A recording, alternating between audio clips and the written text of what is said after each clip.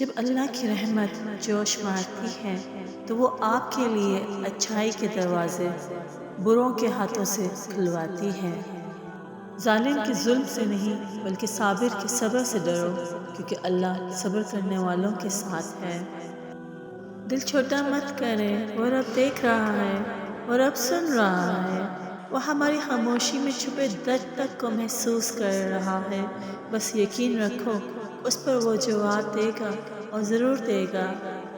بے شک اللہ بہترین بدلہ لینے والا ہے۔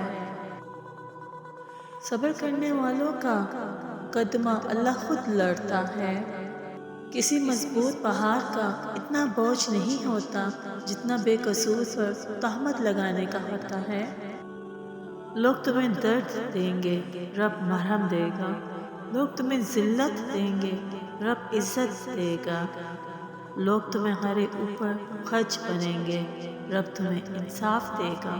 لوگ تمہارے منہ کا نوالا چھینیں گے، رب تمہیں رزق عطا کرے گا۔ بے شک کچھ چیزوں کے جواب نہیں ہوتے، ان کو خدا پر چھوڑ دینا چاہیے۔ وقت بہت بڑا مصنف ہے۔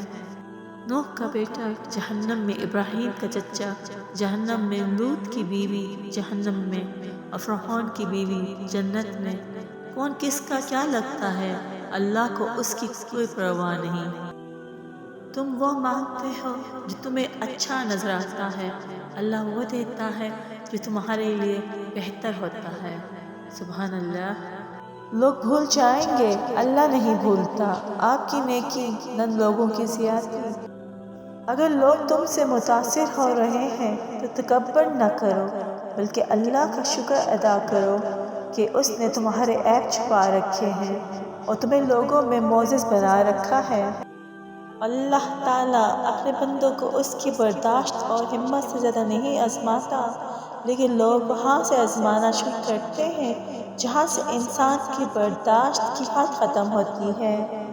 ٹھوکر بھی انہی کو لگتی ہے جنہیں رب نے تھامنا ہوتا ہے۔